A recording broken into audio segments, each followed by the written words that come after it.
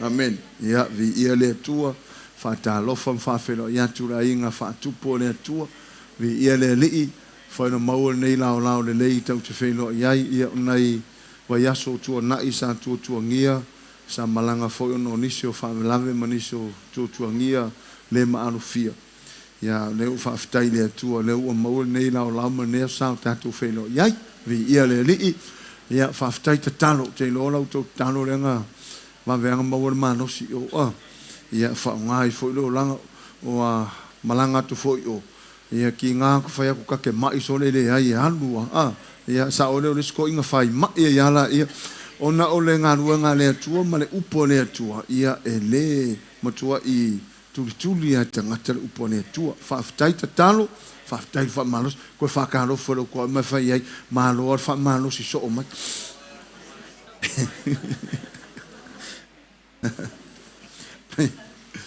Praise the Lord. Hallelujah.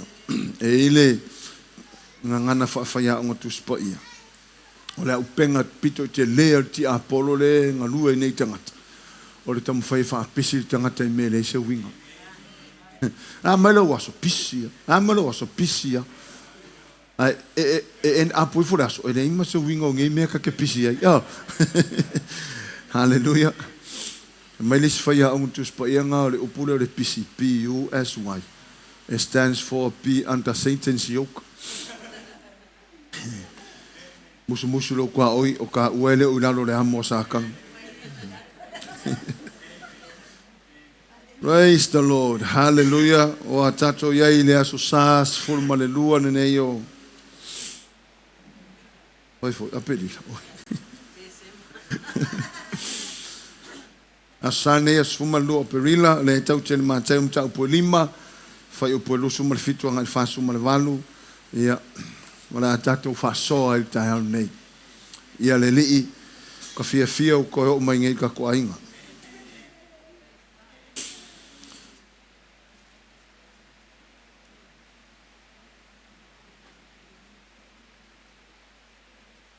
tu sama tatu tu solo fanga solo nei ma tem ta po limo fa po lusu mal fitu fa talo fa na tatu wompa anga ya vi eleli fa tai lava ma futo mai tai la to talo yo lo manu ya lava la ingo le tu no fuari nei no fuari o le tu nei samo ma tem ta po lima o le fa o po lusu fu mal fitu fa ngata mal fasu mal valu e ye te tununga le umanei tatu ta po nei Jesus has completely replaced old personality with new one. Jesus has completely replaced old personality with new ones. Ua suia a toa Iesu ia mea tuai a ngai mea fau. O mea tuai sa iai la amatanga sa wai Iesu li liu fa mea fau malawa. Amen. Ia nala ia le fai upuna e lusu mal fitu mai le mata upu lima tu se matayo fa ftai le tua na le foa i le tai au haleluya ua au ina foi tatou pa manu ye nei foi tatou haleluya il tatu tau tinonga le na fai nei foa tau tinonga o fatu tua o fatu tua speak out mai fafol fatu tua amen ia pe o le tal te tonu e male mau fo le tu se ma fata ot mai o le oti ma le ola lai le pule le lo fai so le la wata tau tino ina le ola le ia fai ai le tu mo tato amen tato fai tau fata se foi polusu ma le fitu se fa ngata le to su ma le lua ia on tato no fo ia tu le amata mai o no lo su ma le fitu le amata ia nga ile fa umaina ile fa su ma le valu ia e ola la se me ola ngata mai la onga ia ola fa ngata mai na mo se stemi lusu mal fitu tato fai tau fatasi mai lusu mal fitu nga tosu mal lua ia wo tau fa longo na fai mai ye ana mua awa te muli lua au te fai atu wa u ya te auto ai seva ai atu le fafine ina ia manao iai wa uma na muli lua mai ia ilo na loto a fai foi te tau sua ilo mata tau matau ina sali ese ia ma ela foi awa ele lei ina fano se taso o fasitino a ele anga pe ala foino lo tino umai kena a fai foi te tau sua i lo lima tau matau ina tu eseia Ma e la foai. A wai le lei ina whano se tase o fasitino. A e le anga pe a la foino lo tino uma I kena. Sa whai mai foi. Ai se whaate ai lana awa. Ia watu ia te ia le tusi a lei. A o te whai atu wau ia te outou. Ai se whaate a lana awa. Ai le I muli lua ia. Wa ia wha muli lua ia te ia. Ai se whai mana wā le ua whaate aina. Ua muli lua foi o ia. Ia vi ia le tua. Tatu amata mai lusu mal fitu o le atana o le. O I whasolonga nei le sa nei. Tu sa mal tanto. Tu si le whai tanto wa onga ia mwhai tanto suenga. Whai po lusu mal fitu. Whai mai. Ua o tau whaalongo na whai mai e ana mua. Aua te muli lua. Au te whai atu wau ia te outou. Ai sewa ai atu whawhine ina ia manao iai. Ua umona muri lua ma ia ilona loto. Tato o whamanino te itastasi whapena. Awa unga lea e tā ua moso stangata. Mo wau fo. Ma tato uma. Hallelujah. Ile awa unga lea. A mata Iesu lan tau talanga me ta ul muri lua. E fai upu lea e lusu mal fitu. Ile soto lusu fulu. Olo ia ina fai upu le lona fitu ai leo tu la fono mai tu la fono foi ana lima taita ina ina nu ole atua. Lea la ia il tu la fono lea. Aua e te muri lua. E saula Iesu I lona taimi. E sau Iesu, o lae ta oto tu la fono le I to tonu, lae lima ta ita ina I ta ngata I Israel. Sau lolo Iesu whaina lana la unga lea, whatu lolo Iesu I ta ngata malona au so. Leo o tau whaalongon whai mai ea na mua. O ai ea na mua, o le tu la fono na ave lea tua ia Israel. Au e te muri lua. Whai mai la le tala Iesu, o tau whaalongon na whai mai ea na mua. Ses whaupunga, o tau whaalongon le tu la fono na mai e mose. Au e te muri lua. A fe mai Iesu, a au o te whai atu I ate o tau. Ai seva ai atu I whawhine, mana o iailo no lotu. Ua umano muri lua. Kusar whainga le sa ua Iesu e whai. Ua o haso ia na mua. Aua te muri lua. Ia, o le whatinonga tu la fono te mina. Tele le flesh, tele le tino. Se ilonga ua maua fine o muri lua, po o ta malo o muri lua. La fato aso li tu la fono. E le o ta ua ai tangata fu ia la muri lua e o la tau loto. Ele o a whaina tangata na aisia. Ona ele o a fia ai la tau. Sau lola Iesu lona teimi. Sau loa tango sa o a Iesu ke lole kalavule le kamake masanga whai. Kango sa o a Iesu ki o mika. O lele wingo whamatalanga. Sa o a Iesu tango I to tonu o le loto le tangata. Whai mai lolo Iesu a aula o te whai atu ia te outou. Ai seva ai le whawhine mana o ielo na loto.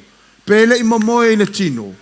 Pele I mau ato lai moe pe o le si finga mo le lua le kongo le Ioane e valu. Ai whai mai, la ua umanga mo le lua.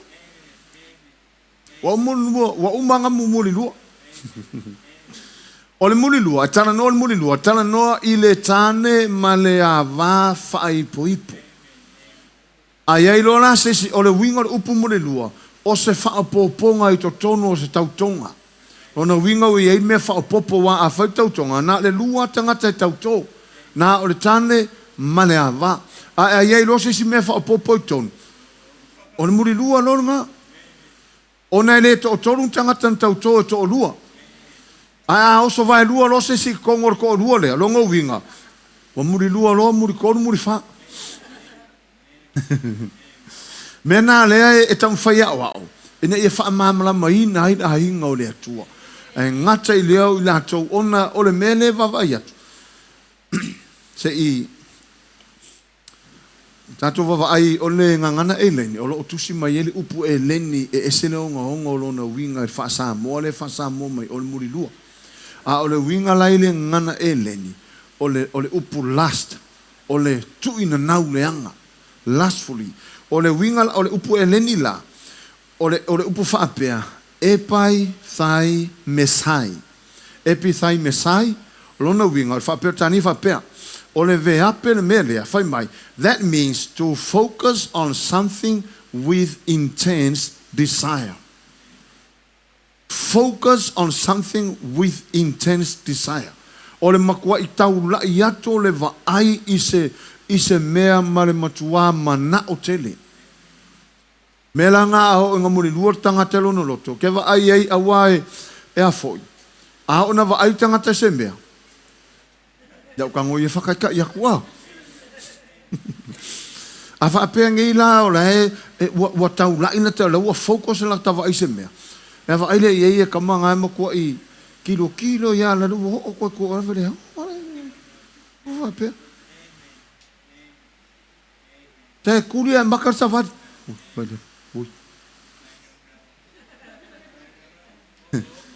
E asa kau whakaika inga kungore mere.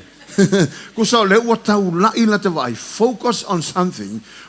E le ngatala o le tau lai le vai. Ai o le loto ato. Ua makua ia. Ua makua I manga o ia. Le ala nga sau Iesu tango sa o le loto tangata. Ona o tele o tangata muri lulua yaso na mua. Se ilonga ua momoe males marfafinge. La ngā tātou tala noa lo le muri lua. Tala noa I le tāne malawa o whai poipo. Ai koe sauru whakamaloa momoe maris fafinge. Koe sauru fafinge koe momoe maris kamaloa. Mera ngā tau ole muri lua. A le ala tala noa mai. Te ilo o le tala tuspa ia. O le tangata muri lua. Ua nofoa ia mawhasala ia. Aleluia. Se o va aia kula le maule e ser manga ia. Praise God. Se so lau tusi le pata oto e ono. Tātou tala noa I le mele. O le mele iai. Ia se fai kau mua maunga. Tātou tala noa I lea.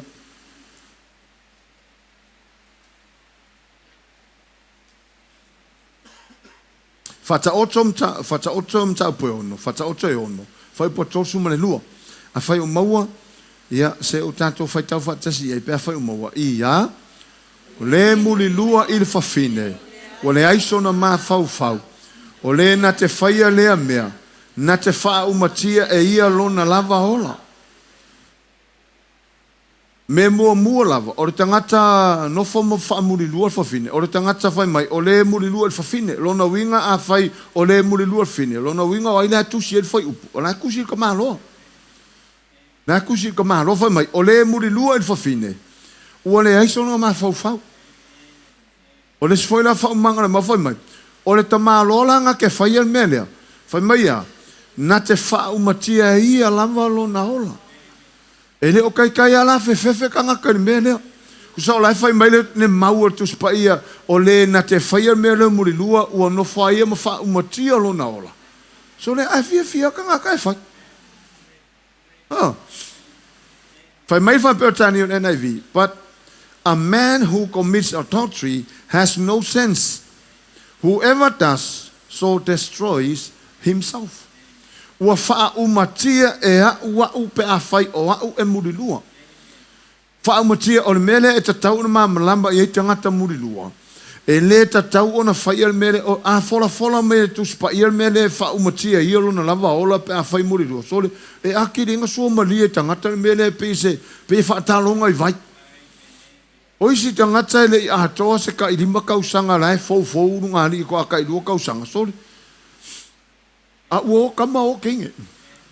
O le makua I e mai le tangata le mele ai o le makua I mamawhai lumo le atua. Te loa le tala le poto Solomona.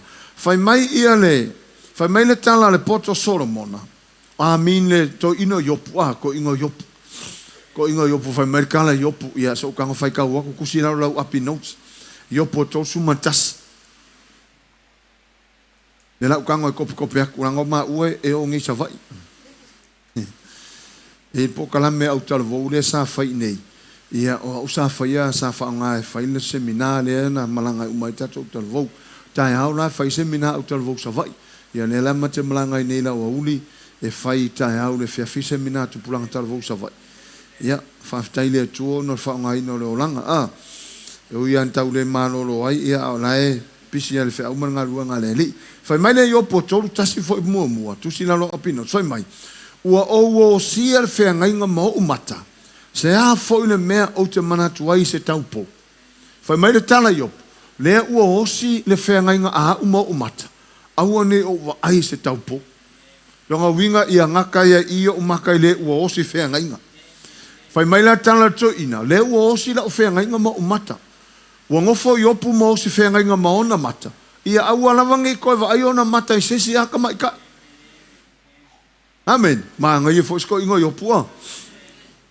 Whai mai le whaperatani o ERV. Whai mai. I made an agreement with my eyes not to look at a young woman in a way that would make me want her. But my New Living Translation, I made a covenant with my eyes not to look with lust at a young woman. Mga e foi pa fai ngai me ma e foi pa makangi me o le osi fe ngai ngo ka ko maka. Whafkaya i opu ilo so soange mai o maua e foi sia mea. Osi whea ngainga ma mata. Whai mai opu. Ua o osi le whea ngainga ma o mata. Ia ungi koe manga o aku sesi whawhinge. Aua ne i toe o nore upure whaanga i opu. O tau pou. O i ngā a tala no tau pou. Tala no tama i tae le i whai ahinga mua mua. Al mea ngā le kupu ngi.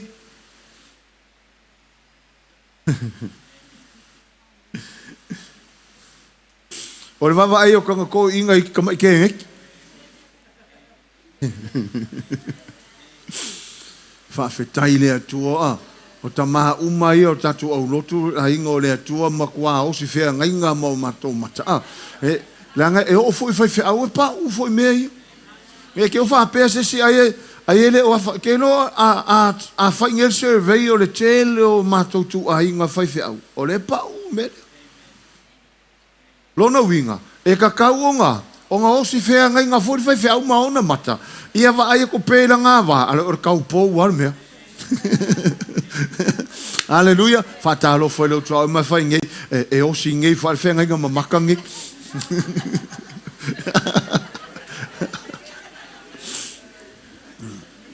E sen maa ngai o le lafo ko ingo i opu a.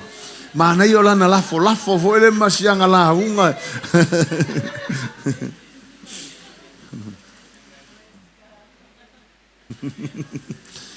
Praise the Lord. Langa saor kus pa ia. Vai la ia yop. Langa o yopuna faina lo na ainga i los fa inga fili. Manili u maisi ana fa naunga e o fo ina ai. Vai ki nganga le angar ko lu yop. Ai le va ia yopu ses fa finge. E nei whapea kuro mai opu. E ke oki roa maua fo e ares kau pou e le whapea. Ai whai mai le tala iopu. Wa e tala noa mai le vāo whawhine wā lea. O no silo mutua le tō lua iopu. O le whawhainga manga o ia umaro iopu ia. Le lana reina whai lana tala. O la e sanga ku mau ai lo whakua kua. Ai le whai no ia iova wawenga e uma. Ai whai mai le tala iopu. Wa e tau tala mai le vāo nguto whawhine wālea. Longa winga o le tala iopu, o le tau tala lonto lua, o le whawhinge wālea. Whai mailo leo iopu, o le ataria e na umele lea whawhea melea. Ngofolo marsamo au maile phrase lea. Mea leanga, na ataria e na umele lea whawhea melea. Ngofolo o le tangata au maile melea. Wha winga loa, whai mele lei, koe whai ma melea. Ai le o le winga na tala iopu, o le winga tala iopu, o le ataria e na umanuia.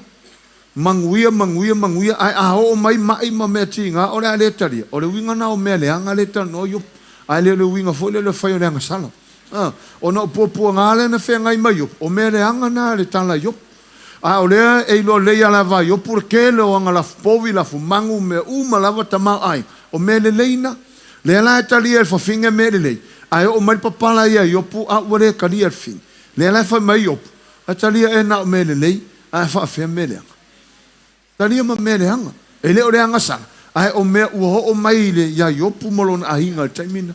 A le kangol sa mo fai mai o le ak fai anga mele a o a fai mele.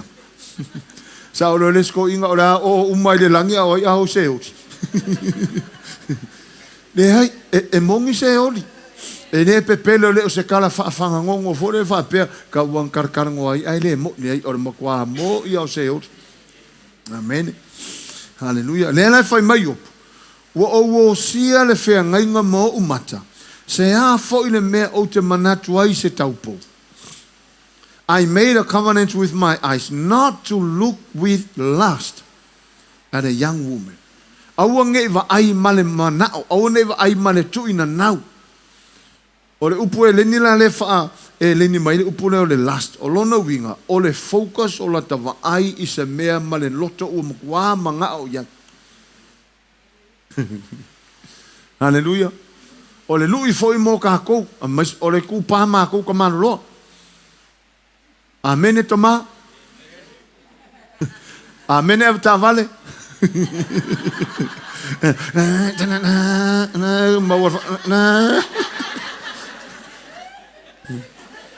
So le nga o lo fakaika.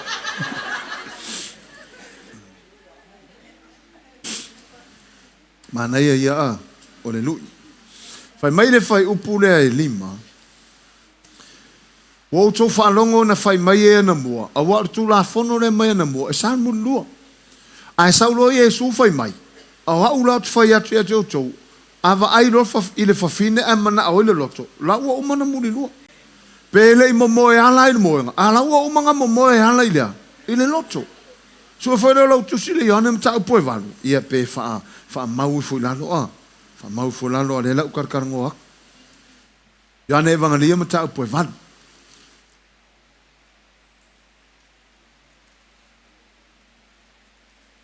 Pai mai fai upu mua.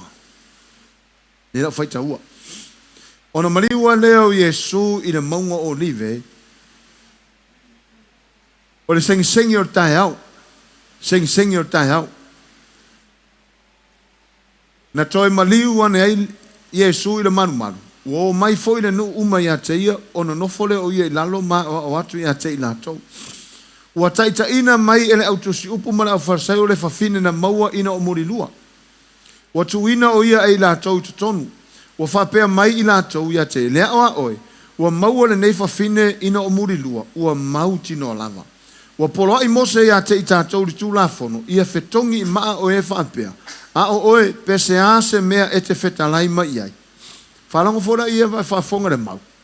Whai mai o sengi o tae au. Lono winga. O le kai au pōa. O le upu sengi o le tae au pō lava. Le lau sa wa Iesu ngofon manu. Malaunga ai o atu mo tangata wako le usu pō ka ngaka le loku so. Ili sengi o tae au. Le kai au pōa ai o ka ngaka le loku. Ngofolo le lo Iesu. La unga tuloa. Ai usu pō e foi mare skula kia la wari ia. Ai whaafonga iai o sengi o tae au. Ai tai mai masi finge mo o mulu. O ingai le o mo moe le leila o kusi upu mara au farsai. La fefe o ai solo i vai fale ma Mau e wawa ai po i muri lua. Lea lai maua koe lau kusi upu mara farsai o le whawhine muri lua. I le sengi o tae au. E le nei foi mea la uari i e whai. O inga i loa lai o maka haiku solo i whale o ai. Langa ora tala lea Iesu whai mai. Ai aise se o tau e mama. Kongi sanga maa. Le la wa kango Iesu i loto la wari ia. E se mai mea la wari ia ngā o maua whawhine. Ona o le sengi o le tae au ne maua la wari ia fingero. Ngā wingor kai au poa. Po fese mea ngā whaavai whale a kore uri ia wawai la finge. Koso mai, ave e Iesu. Le la whai mai Iesu. Ai e la se so kou e mama. Kongi sanga maa. Le tau te maa mala martala. Le ima se sin kongi e se maa. Aisa, muri lua umai loko. Muli lua umai loko. Anga sala i o lato loto fua tia ifo. O le whawhingere anga maua la uari i e whalo le si ainga. Kai mai loa. Ma le lilo i a lato. E le o lo Iesu lako loko. E onga te lare tana Iesu. Ai seva ai le whawhine a mana o yeilo loto. Ua umanga muli lua. Le la vela uari ia. Wa le whai mai tana tuspa ia. Wa lato whapea mai e tofo. Whai pua fitu. A ua la to fisili pe lava ia te ia no toi no fore o ia lunga ma fa pe o so o to ele ai sana nga sala ia lua i tongi se ma ia te ia foi poiva ua to fa longo ia ua i loa la to nga sala i o la to loto futi if so fa longo kula uri ia i le tala Iesu i loa ora uri le penga fe unga ila uri fa pe sorry ku fa finga ka ko ma o ma ka ko i la fa mai ua la to i loa la to nga sala i o la to loto futi if. Ele i maua se o la kou o muli lua. a ua maua Iesu lato uma o lato loto le faina. Te lola o le lui te lena mo tatou le whanau le tupu te mine. O tatou loto. Aua nge I muli lua o kakulo. Aua ne Iesu mana onga le anga I to tono o tatou loto. Langa o lasi le fia le leia Iesu. Le ala nao le au mai Iesu la onga nei. Ma whape mai. Ai seva ai fafine e mana o le loto. Wa uma. Wa uma na muli lua. So tatou whaitete o nao le ua tango Iesu to tono le nofoanga lino lea. E le oiloa e lestangat. Alai loa le leia le atua. Amen. Mea ngā ia I loa tātou fo I o whai poipo a hao le teime o ai ia o uma, o taito lua. A hao e whaakau o uma whaakau. A whape ke aru whainga ruanga ia songi le leito o lua, whaile lua ta talo ia ta mao le anoforo to lua le la uat whainga ruanga. Ia ruaku whainga ruanga, ruaku o whainga ruanga, waku a kumunga o kenge mawhawhinge whainga ruanga. O ngā kenge ma ngā whawhinge ka mu umala unguku wa e reise se ruaku e whanane komu. Ka vali uma le pasi ra kou, vali kaukalinga, whakavi ova. Ia, a lea ruaku ai lota itale, e ruaku kikilo. A le ai, o le ala po ala il whale. Amene. Ka ke alu alai o ka ke saui, o le ala po ale whakare kul whale. Ai mei mai foi o mangawa mai a sau ala sau whae a kutina. Wala makua, ka ilo foi ka vi o ope kukuta ma ka vi o. Lai whaakaria kuma umanga seru wa vai le uluma, wha mangongi ma, wha maru le lei, vali foi la ko whaakaria, ai hane wa e sau ia, praise the Lord, vi ia, me le aso. Alai makua I whaakari le lei yak. A whape mangawa mai a oso mai murisu au, ve ua le ulu o over the world. Ai mangawa mai o makua alu le aso. Ia, te lo oi. E vave a whape ka malo, sorry, e ala po ala kunki dai o. Ai a sau ai aku lo fale oso mai fafo mo kwa I mangongi wa umanga fa pasipe funga koma vali la ungu kum fa karikari fa pakurunga le fa misi senga lua ila lo I fa pipi makaukaninga vai le e ke ulu ku fale ai fa kari hello wa kwa manga vai le mang ai manga va mai susu akore Pesca come ai vai sefe vai a susu re ulo ngai poko se me ai ai la ku kamaro o seva kol kunki ai sau ia rua ia faianga me la ngai va venga fa inga va ngare ele o ka ko o le si vai fatalo folo to ma fai e se foi ai la songe e le fa pe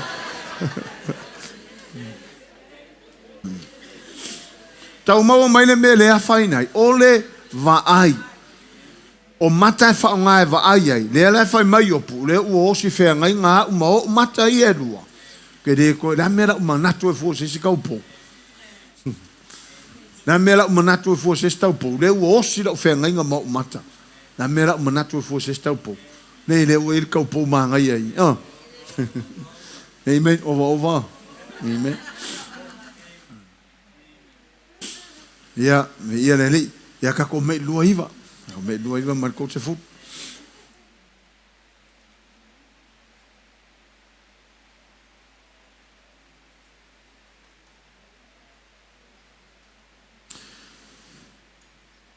Matei o lima lusu mre iwa, kako fai kau whakasi ia. A fai foi e te tau sua I lo mata tau matau. I nā sali e se ia, ma e la foai. A wā e le lei ina whano se taso o whasitino. A le anga pe ala foino lo tino umai kena. Tau se fulu. A whai foi e te tau suai lo lima tau matau. I nā tutu e se ia. Ma e la foai. A wā e le lei ina whano se taso o whasitino. A le anga pe ala foino lo tino umai kena. Ok. O le tautalanga le Iesu. O le tautalanga fōrele wa fitau te fesili. A whaia ngā sanala ulima lea. O le tala tuspa ia, ave ese. Whai mai, cut it off and throw it away. Kipi ese ave kiai. O ngai le leiro usao ngā le kasi le lima mawai lua. Ai le anga sao a ko marima lua mawai lua ai haru kena. On tatou mata lo le. Po le a tonu le mele mana o Iesu po le mea o le anga salo le maka sari ese. Ai anga salo lo lama lesi maka rongo ingo waru ka waso lo. O lo tala no Iesu le me tsau o lea. O le hyperbolic language. Po le figure of speech. Ia po o le metaphor. O se tala faatusa. O lo tala no a Iesu. O le autu a tolu tala no Iesu. Aua ne iai se vaenga awai a anga sala le mata. E le nga o le mata anga sala. O ai anga sala umai. E anga sala umai li tangata atoa. O le winga na o tala Iesu a anga sala le mata po le lima o na ve ese lea. O lono winga. O lai wha ma mawhar tala no Iesu. E le tatau o na hola se tangata i le anga sala i laulangi. Ai mata nei tu se kolose mta upo tolu. O lo e wha upo lima ma wha upo ono. O wha upo lai ono na wha pe mai. Ia o tau fasioti o tau tūtino laila langi. Fasioti tūtino laila langi. O alai tūtino. Ai saune tūtino vai mai. O le whaita anga. E fasioti la le whaita anga. O le tala le. O laila unga Iesu le teimilea. Manatu o kena. O le upu e leni e kau o ki hena. O le o kena. O le nofoanga le le tu. Le si tu o le maru Ierusalema teimina. E lafo iai la pisi. E su sunu umai mea uma, o ai, me ie whaita ulanga ma, me umala, e lafo iai, e me o lala le awhinga i taimina, ai, o loo whauinga ina i le tala Iesu taimina i, o loo whatau se ori. Le alai tala no Iesu lana tala noa whaatusa, pe tala noa fo le se mea e le tatau o na tupu le tangata. Le alai whai mai, a fai fo e te anga sala, o le upu tau swa i le i, o le upu anga sala. Se ia u fai tau atua le, ne fai upu lea e lua fitu ma le lua valu. Ia, lua iwa ma le tol se furu. I le whaapeo tāni ia lo whaapeo mai ai. A fai e te anga sala i lo mata, a ve ese. A fai e te anga sala i lo lima ve ese. O le upu na le tau ma i fasama, o le upu tau swa i. Tau swa i o le upu sa o le iai, o le upu anga sala. A fai anga sala mata, mana tuala, e le anga sala na mata e tas. A fai anga sala le mawhainga, ngaka anga sala wha apea. Apea le anga sala makale popula, e le o anga sala makale mo in. E ai, o le wingal wha umtalanga Iesu, o lo tala no Iesu, i le tangata lai whaanongolongo mai. Ona o le tamu whai Iesu, a ve ese pe atatu wawa ai le lufu fitu ma lufu valu. A fai la e muri lua le loto. E anga sala le loto. E sari ese la le loto. O ngā winga uoti tangata. A le winga moni o le tala no Iesu i. O lo tala noa ina ia i loa e tangata. E le fia ia le anga sala. E tatau ona. E tatau ona au ona i olas tangata i le anga sala. Amen. Mena le masana whaila utala i tele o isi a safai mai. Whapela utala masana whai. O to tele o tangata la e o farisai leo sa. A ele to tele nisi o i le atua. O le winga whamtalanga. O le tangata e alu i le atua. O le tangata ualu ese mai le anga sana. O le talala le Iesu. Whai mai ele lei ona sao. Ele lei ona sao ma le lima. A whai e te tau swa ilo mata tau matau ina asali ese ia. Ma e la fo. A wai ele lei ina whano se tasi o fastin. A le anga pe ala fo ino lo tino uma i kena. Se whakura o whakusa lea. A whape avere tangata whare mai. Wa sia malo na vai. Whai mai le tala foma. Kipi e selo vai. O na tipi e selo le vai po le lima. Le ale ai kia fo mai le whai. Ave ese le tu tino a e sefer tino atoa. Ngai lo loka le manga o e kipi loka lima. Ia ai oke lo martino. Wa istangata mai. Ia o leona ave ese lo lima kamakau. Awa ale ave ese ke oki. Mai le ai ke musa ave ese lo kalima. Ia o ngoki lo le aisa. O musa ave ese le lima. Mai tana fo mai o le aikia la ave ese la asali la atipi ese lo lima tamatau. Ia ke maua al malo se ke ola ia. O na ave ese lo le fo mai le lima le o siama. Ai sefertino ato ona maua le o le ola ma le malosi. E uia la ola la vore ato. Ala e ola. Ngai lo le luo lima ea. Au mo ingi. E whapena uma le tala le whai mai e ri tala Iesu.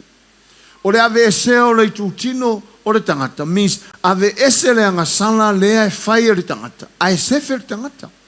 Ngai lo le manato e ola ola pe whapea. Ai alu akoa ai se o le kingo akoa. Longo e tatau ona whasioti ma wha umatia vaenga o le tangata o lai fia pea i le laulangi.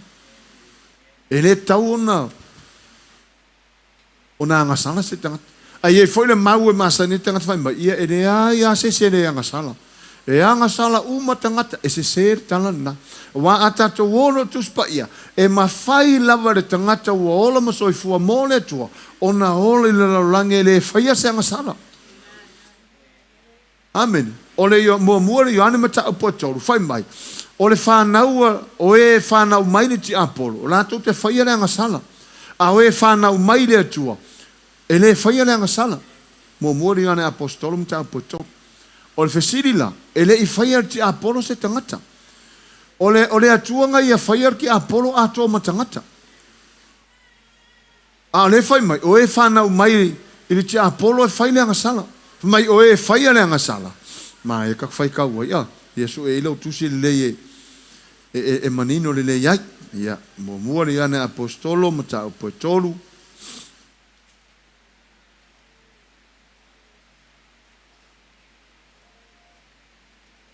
Ia on tatou matamata le fai upo e vanu.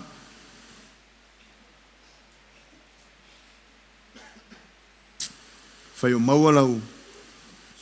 Nau tusi a tatou fai tau fatasi fai upo e vanu. Ia. O le fai le anga sala. Mai le tia apolo lava ia. Ua anga sala le tia apolo talu le amatanga. O le mea lava lea na faalia mai ai le alo o le atua. Ina ia wha umatia ia ngā luenga le tia apolo whai upo iwa. O i lātou uma o e ua whanau mai i le atua. Lātou te le whaia le anga sala. A wao lo o tū mau i to tonu ia te i lātou lana fua. E le ma whai foi o nā anga sala. A wā ua whanau mai i lātou i le atua. Se fulu, o le mea lea ua iloa ai le whanau a le atua ma le whanau a le tia apolo. O i lātou uma o e le whai le ami o tonu. E le mai le atua i lātou. A toa ma e le alolofa i o lātou uso. Ia, o kau maua mai. Pai mai o le whai le angasala. Mai le ti apolo lava ia. Al whawhikau. E le whai ar ki apolo stangata. Ai wala na whaatusa i e tuspa ia. Ono ti apolo na angasala i le amatanga lava. O i lātou uma la e whapena o na whaia le angasala. E ina lo uma o ti apolo. Pai mai, o le mele na sa wai le ano o le atua. Ina ia, wha umatia ia ngā luenga ti apolo. Tasina le ngā luenga ti apolo, sa ia sua wha umatia o le angasala. Mai ina ia wha umatia i le angasala, i lona lava tino. Tana le la apostolo Paulo. Le la ea o mai la fionga pa ia le atua. O le tangata la e haru i le atua. O le tangata na ua whanau i le atua. O le winga whamatalanga. Tangata uma ua talia Iesu a ve maali ma whaola ua whanau fawina i lātou. O le winga na le upu whanau mai i le atua. Whamai lātou te le whaia le angasala. E iai la lewa noa. E ma whaia i le tangata soifua iai tātou. Ona soifua le nano langi nei. E le aise angasala e whai. Amen. E le iko e whaia kako assignment. Kako assignment le nga whai le lua fe suiva e po lua fe lusufu. Ia umar masinga e ke le angasala. Musu lo kwa i manga ia e whai fo ngai masinga.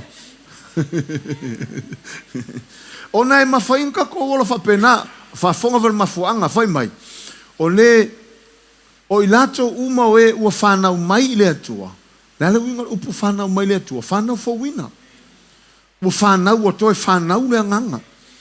Whai mai, o e u whanau mai le atua. Lato te le whaia le angasala. Aisea, a wālo o tū mau to tonu ia te i lato lana fua. O le winga upu le, o le ua tū mau to tonu ia i tātou Iesu Keriso. Le whai mai le mo mori ane le amata upo e wha. Hallelujah, whai mai. E sili le oi to tonu ia te o tou na ilo le oile lalolangi. E sili le oa ia te i tātou. O aina le to tonu tātou. ke riso Iesu e uinga la tatu leva ai e matartinoi. A ui o le anganga le kukungu kako.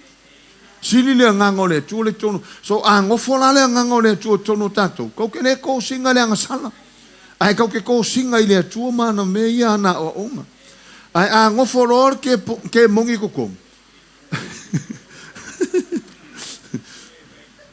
O yunga kosinga kurea mea, kosinga lea mea, kosinga lea mea. Lea sa i tatu a onga sa whaipora soruru. Mai or tu la fono lea nganga. Roma mta upo e vane. O le ola wa yake viso Iesu. Wa faa umatia po wa tu usau noa aina li tu la fono lea ngasala maneoti. O le tu la fono lea ngasala maneoti. O le sasi ya kau ai maa yok. Le yesi fingenen kai e kura uri ia kai au poa. Sasi ya kau ai maa. Nena fai mai la uria. O polo ai mai mose a te tātou tu lafo. A maua se o whapea. Tau ai maa i oti. A leo mako mai a o Iesu. O le asa ukala. Na le asa ukala. Ia sa uro kala Iesu. Pātonua. Sa wā whanong kola uria. A sore. Ia maua umaka ko. O le fingerenga maua lai moe. Mariska maloa o kako. Lele i maua kako. Ai maua kako Iesu. O le noto. Manga o mia, le ti ofo fai mai poto sono mona. Ia sili o na leo wina o tau loto. I le leo wina o le fale tio wata. I le leo wina o lau atu tupe. I le leo wina o lau taavale. I le leo wina o mea uma. A wā o lea e tupu mai le amio, mai i le loto. E alanga amio le hanga tangata. O lona loto na. Pa fonga e meile meo te whiwhamtana atua. E eile te moni e tau o le perverted spirit. O le te moni fia na mi o le anga. Ke monginga, o langa ngaruenga le fai. O le ai mai lor ke mongi le ia tātou langa, o le ele siu manga le tō tātou ta o le spiritual realm. O le siu manga mo i lava le siu manga pipelo. O ke mongi e whewhai. Ai o tātou le physical realm. Fai mai la. E mata mai te moni e le mafofauta. E fai tau e te moni mafofauta. Ava ai mai la ke mongi e mafofauta ngata ese o la e alu ai mea whaapea. O ngā maua le wanoa e oso whai e te moni le tangata. I le mea leilo na loto. Mea nā le whai mai tuse Iakopo. E ta itasi ma mai le ia tangata lava ia. I lona tu ina nau. Usa saur ki Apollo whai e whaakau nguuroa. O ngā o lewa ai marki Apollo. O le ka ke mga o ia. Me whai anga saur ki Apollo wa ai a ewa whato anga. Fai mai o vai atu ewa o maangai a lava matango fie mau e foi le poto pe ai o mana o foi longo mai lo ke aporo ia me le kangoro ia ona ua mai le ia le tu ina na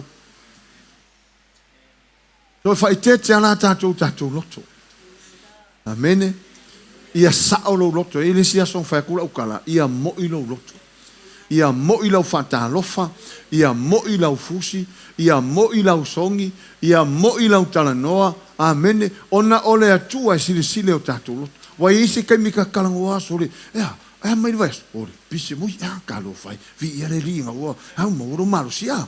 Ai nei se mo i o ka kala e fai. Ore sisi na mai le atua e pesto ka ika. Nga ora ungukua o le loko e mo.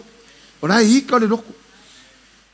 E u mai kua ka ngaka mai. Na uka malenga mawonga oi. Eva e waku i nga oi. On makua i ola sifio fai kalam. Kua fai kalam. Aole nga umange ia i kalango iai. Ea mai ui kalo fai. Mai nasu. Ui kalo. Peia e moi. O maka ia peia e moi. Aole loto on makua. Moi kokong. Ai pesto maka. Patalo fa moi lai lo tua oi fai. E moi al fa kalo fa lea. Amene whana ore atua. Hallelujah. Ia. Waina manga yo mero ka ko ia. So sa ole o ngala Iesu ele ka unga ola stanga tele ngasana. Na ka ko uma fio le langi. Fio le ola fa va. Ene so ska nga kai maliu o ai lava ko nga ka maliu ka se akala fa fiau ta fi mala la fa nga malanga. Ia mau so no fuanga. Be foringa mai de kau su e kur kai mine sengo fo. Mai ia lo fangia ia mau so no fuang o de ko kau su ala o sa o le senga. Le do pe fa ya ku kala el fa fi o le nga la o mai seu. Al manga i or kai mine ngai le kau ke hola mo soi fuai. Kai mine le su e ka kwa vango ai mangui o le tu. Hola ile upu, fai le upu, uska ile upu. Alofa mo i kwa oi. Amen. Fai ka mea fai mo ia ka mea laro ngea wa eler kai me ko ora ka manga vai le masalo salo. Nga ko ora ka manga vai mai tana tu spa ia e tasi le oti o tu atu o le fa masino. Nga ka mo ingia langilo. Nga ilo mo ingia ko asa ue fai au ia lo fangia ele atu la fai nga malanga. Ora si me ora ko ka penga. Aro ka ka renga pule le ola. Aro nge ala fora aku ia wasau nia ele atua lo no foa. Alai longa ni mai ele u. Fiwa su vai la au fanga manga le u uma ira kwa mane. Ia sao ka ko me fai kusa mana fionga pa ia le atua. Lalo nei ia tau te tamo fai e hola ina ile langi le lalo langi. Amen. Me lea so stangata a kape ola ile loto maulano a lofa tua oi fia faatasi. Amen. Hallelujah. Paliwa kura vaki kilo kura so le wa ayatu ya te oi pe fatua e joy luz fululua lo matua.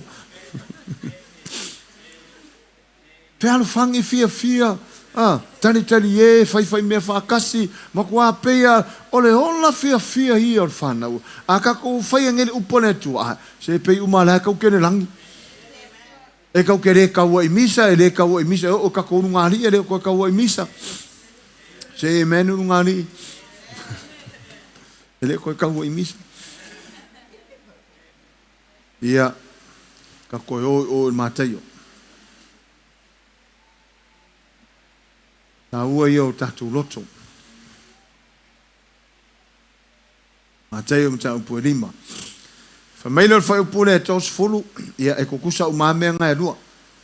Hallelujah. Se so e fola utusi le kolose mta upu, ia whamau loro kolose mta upu e tolu, whamormore.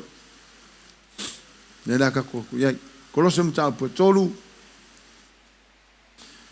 Nela whai tau inato whai upu e 5 ma whai upu e 1.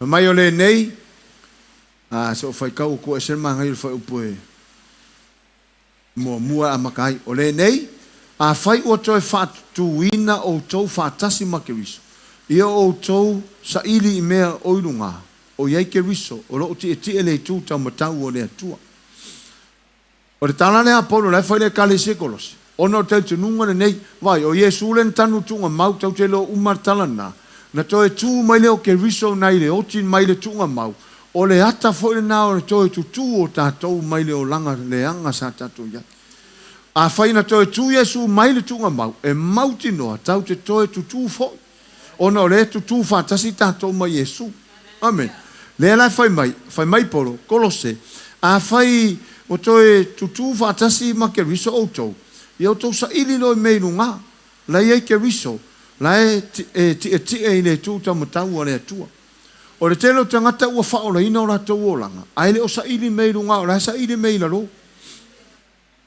O is foi tangata whaola ina o le maalia ia. Nga whaola inga ila o nguku aile o suia o le kenua e kasi.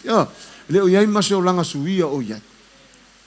Whaftai lea tua whatalo whare tua. Ima whai whaftai lea tua ma kua suia o langa o kahua. Whai upo e lua whai mai. Ia o tau loto lava i mea ilunga, aile o mea o le lalolangi, tolu, a wā ua oti o tau, ua lino foino o tau, wola whaatasi makeriso i le atua, ia, whaafonga mai, se whaamamalama kwa si mea nere whai upa tolu, whai mai. A wā ua oti o tau, o le ale oti le tala noa i whai upa tolu, ua oti le tangata tuai, ua oti tangata tuai, leo koe ola le angasala, ua whanau fawina le anganga, whai mai lea, la ua lino whai mai, ua lino fo ilo o tau wola, wha atasi makeriso i lea tua. Ma sanina whai leo wha atusa lea wha pea, a whai o au lea, lea ua oti lo tangata tuai, ua umano utalia Iesu, a o keriso lea, o au la lei to tono keriso, ua lino au i a keriso, i lumo lea tua, e sila mai la lea tua i lo tangata, e le oiloa mai au, o le iloa mai lo na halo le ia iau totonu, e ola la hau ia ke riso. Na le whai mautus pa ia, wa fio mai Iesu, ina ia hola uma ia te ia, le lalolangi. E saulona tangata ia Iesu, o lona hola ua lilo whaatasi ma ke riso. Amen. O le winga na whamatalanga. A ia haulo ke riso po uatari e hau Iesu. O haula oi to tono ke riso. Ele o toi ola hau. Whai mai Paulo. A o hau ele o toi ola. A o ke riso ua ola i tono e tiao. O le vaai mai a le atua i le utangata. Le ai o la ua lino hau whaatasi ma ke riso i le atua. O Iesu la le tau te ola ai. So le vava ai mai le lalangi. O lai vava ai mai a. Lai vava ai mai lava le tangata tuai. O le masau kwa whai mai le meanga o ia ua fia ka makua. O lai va ai fa pe ngata ngata lalangi. Vai le me o ngā solo i maruanga vai ke e ua fia Iesu. O le va ai ngā lalangi o na lai mana tua le o langa tuai. Ai o le taimia tate ia Iesu. E le koe mana tua e le atua lota o langa tuai. Fai mai tala tus pa ia tu se e pelu se futolo. Fai mai. E pelu mutapu se fulu fai sufit. Fai mai. Ua whaamangalo ina e le atua tātou sori tu lafon. Ma tātou a miorang. E le toe manatua e ia. So e manatua le tangata. Ai le toe manatua le atua. Awara ke kea fua tangata le latou manatua o tātou o langa tuai. A tātou ano i le atua. Ona na te le toe manatua o tātou o langa tuai. Amen. Le toi mana tua le atua. Praise the Lord. Nala leo le fai mai tuspa ia. Fai mai. Awa ua oti outou. Ua lilo foi lo outou wola. Fatasi ma ke riso. I le atua fai poe fa. A olora te me whaari mai ke riso. Fai mai. Pe a whaani mai ke riso lo tātou wola. Leo tātou wola ai. Fai mai la ia. O nei lo ai leo outou fatasi mai Iesu le manuia. O le aonga nā tuspai. O taimi neila. O tātou ono saia ia Iesu. O le atau te ia Iesu. A o le kaime whaahani mai ai le halo le atua. E loa uma tātou whaatasi mai e le manuia. Say amen? Mea ngā le ongo sai. Ongo sai upu whai ma ongo sai le o langa le atau te o lai. Amen. Ongo sai. Rango le lofai ongo sai. Amen. Ia. Tātou fo i mātai oa. Okay, ele o toi umili tanto teimia, ma loa lon sa. Fai upu lea e tau tasi. Fai mai tau tasi ma te o lima, sa fai mai foi. Ai se whaatea i la nāwa, ia avatu ia te ia le tusi a lei. A o te fai atu wau ia te autou. Ai se whaatea la nāwa, ai le i muri lua ia. O ia wha muri lua ia te ia. Ai se fai mana vale ua whaatena. Wa muri lua foi. Tala lea tu la fono se ia yasoi. Ona sa fai e mosel me ta ur tusi ale. Kai peia or mele fai sa more divorce. Kusi divorce. Ave la ka kusi fa akumu ka pepa ave fa masinonga ka mai le aso e vala au fa masinonga o nga sangi no le o foma o mai ia a mai lo la i o pepa nga o menga ka ur kusi divorce. Fa pe nga se ata na fai mose ona ele o se mena mai ele atua ai fa mai Iesu lo no taimi o la etala no to ita ngata la tu supu ma farsa ai fa mai Iesu o ngor ma a auto loto no fai mose menga ai le fa pe na matanga o le ma a loto ko ki fa mai Iesu o ngor ko muri lua mar ko ola le anga nga wa le fai Iesu tu si ale a mana o la fai mose tu si ale a mana o tangata e whaatea la nawa. Ngā lea mo se whai merkusi ale. Ke ofo so le ongo sai ngai whai whia ua. Ku mai lea. Ia, whai mai lola ia. A mai lo tusi ale. Lea lai whai mai Iesu. Wau tau whaalongo fo ina whai mai. Ai se whaatea. A wakore e lang kusi. Pasinga ka ur kusi ale. A whai mai Iesu. A hau ka whai atu ia te autou. Ai se whaatea la nawa. Wa whaamuri rua ia. Nera te whai tawata. A o te whai atu, whai potolu lua. A o te whai atu wau ia te outou. Ai se whaatea lana wā ai lei muri lua ia. Ua ia whaamuri lua ia te ia. Lale winga tala Iesu, whate te inga. A whape nei o le tamāloa malana wā. Ia po o au malau awa. Whai mai ua ngofo wau ma whaatea lau awa ai lei muri lua. Leo ua ngofo wau ma whaamuri lua. Aisea, ona ua unofo whaatea, e eise mafuanga nang whakea. Lea la whai mai, a o te whai atu wau ia te atou, ai se whaatea lana wā ai lei muri lua ia. Leo whaakea ai lei muri lua. Lea leo, tala whai mai, ua ia whaamuri lua ia te ia. Nanga ke le mele na kupui. Pai mai le tana tuspai. Mai Iesu. Ai la se si aluane fai mana va le ua faate ai. Le fa finge le ua faate at. O muri lua. So muri lua lo le ua faate. Muri lua le nga fai faate ang. Muri lua le nga sau. Pai poipo pe ngofo ile na faate ai. Muri lua umakanga ka kokot. Fai mai. Ai se faate alana va ai le i muri lua ia. Wa ia fa muri lua ia te ia. Ai se fai mana va le ua faate aina. Ua muri lua fo. O inga faakea ue faate aina ule ava. Ua no fo fa muri lua uma ia. O na luatu leo le ava le ua faate. Sau le si ngofo ai le ua faate aina. Ua muri lua le ava le. Muri lua le na sau ngofo le ava le faate. O le mele a te ala ta ava ua yese me ua kupu. Ka ngofo o ngosa ia ia lea. Pa mai tala paulo, a koe foi mai, e le lek. Ngofo fua pea koe foi mai, a koe fa le lek. Amen. Au le singa le fia uma e are kua ia, ai oso fa rua. Le ale tau tonga le fai a Iesu i, fato a te tea ile oti. Te longa ua kawa ia kua mo ini mata ua iai ana te unga o le ato e foi o ia le langi. Ai foi lon tino parpala ia on ta mafau lo lea ia ira ka faarua. Amen. Amen.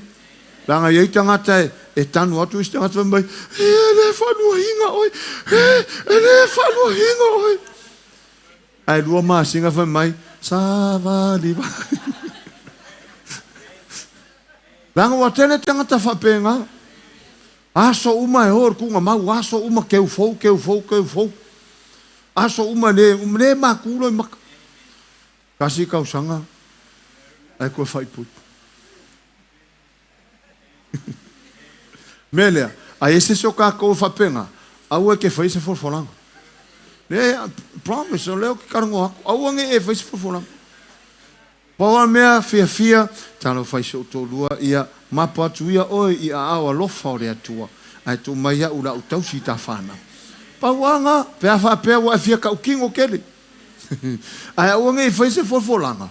Lange ngaka e ar kaimirea. Wa fi ai aru nge i survey sa moa ma me ku whapea oisi ka ngaka e ku wako anu ku ngā mau. Wai ka wasia pele wai. Koe ma veo koe ale mare ke usi whawhinge le wai lunga por ka manoa. Kau koso mai kua, kau miri pa kua. O sai loko kele. O sai miri aku. O sai miri de uru. O sai se loko kele. Lau hanus ka maro de langi lau. Au ke popole. Miri al pa kua. Ia wa kau se. Vai ngala. O solo mai ka luaido. O sai. Ana o kau kor manga va. Ai re umi a koe fai poipo. O le fesiri fer kau makapongi. Ia kau makapongi. O le mene. Au ange i fai se kala. Se si pe amari ula wawa. Pea mariu lau tane.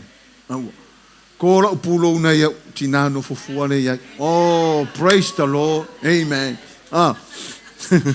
Leo fai poipo mai Iesu ra vanga le. O nei tina ia le fai mai tuspa ia. Lo lofa tina u hoti ala tu tane. Me rea ka kua ulo. Lo lofa umar vanga le hoti ala tu tane. Amene. E fai a singa o ngā me rea. Ai le o angoika ele a faina pe a fa pe ua maliu to lua ke leo la vangoi fai to lua foi le ma malama o mota to la ngoi stanga ta amani liu la tai to lua to fai to lua ta alo fei ka mai le ai ngor finge por ai ngor komaro mai ungi ko ingo ko fai ko lua le ai la o ka kala la vango lo tala la no fa te tainga a fa pe o ke ma fasi pepa le sangof le la walu ma fkanga mariu fasi pepa le ola keu o ke le na mo alo keu ko fai poi ai ki nga ko le ingo fasi pepa vi ka ingo ora fe ka fola o mariu la ku kanga ora kanal ku spai o ta tala fe nga ko fai poi me le ma mala mai ta to nge ke o fuso ai ki se pe mai mau ma ku kengi la o kangu la o ta tala fe nga Amen. Ele ina se mea na koe o mai ai ngo fasi pepa lu i fuos ka malo. Ele ina ua maua na ngoi fai nung koru aisa. Ua ta tala le fea ngai nga sa wha maoni ai le teno tausa. Pauar me fa ke ai. Inga nge ikangu aku si fafinga fa pe mai ia tatu ainga ia o do fo I matua marsa o ka ko ainga ele to fa so to do. De ko fa o lo fa maungi sa fanga. Ai o mai fonga ko fa ko do. Ia ki ngai ro mara ingo fa spepa. Ngai sa nge for ko ki ko. Ia fa talo fo lo to me fa ia. Fa tete fo nei me fa pe.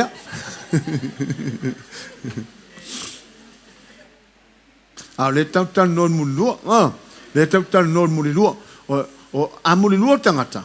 Ele oki ai kingo, ele to ela na manava. Ele to ela na manava. Ai o le tala tus pa ia, ua faa umatia ia lona lava ola, lona winga, ele anga si na le atua. E makua ele anga. O sira uma fai poi po lai feola lai malo rosi la kua kai ko lua, fai poi poak, o sua malie.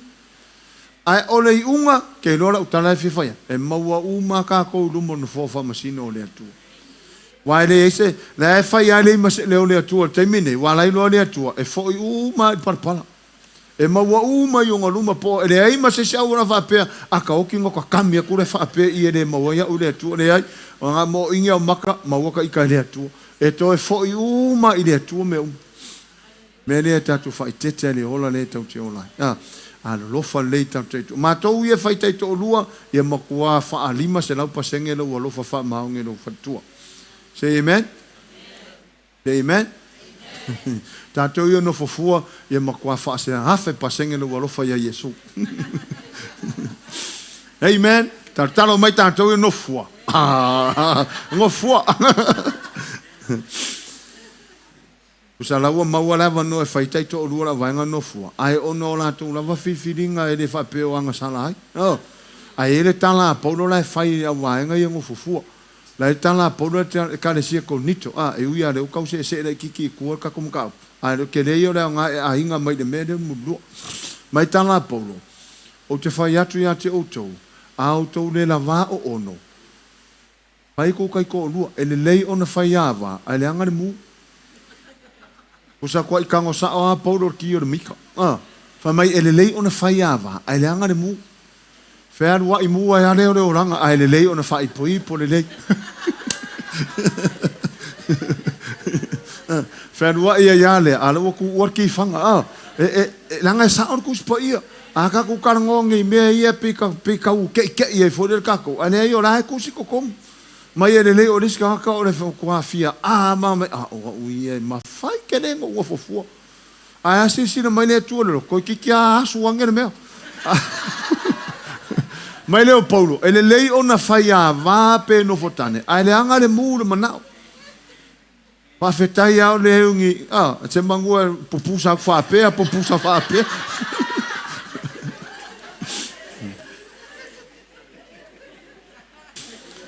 Ia vi ia le tua whakaro whare o tua ma whai ele maua I ngā mea.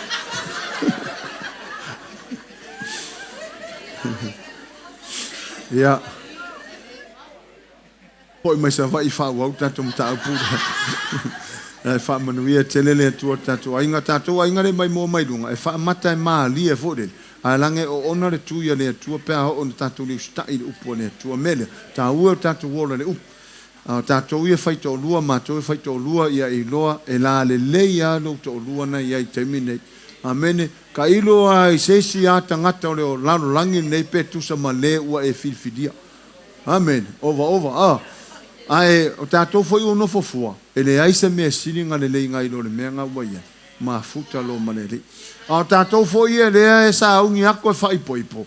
Whaipoipo I le ua avato e le atua. Fai poipo ia hi ule leira o filifidinga ona melo fa poiponga ele se ka longa once ke fai poipo ai ia I loa ua siro o ele atua e le ma fai koe fa te ai u le lima o tangata lau panga ma e sina sauluma ngai lo u le lima oi nela ia tātou tu lai mai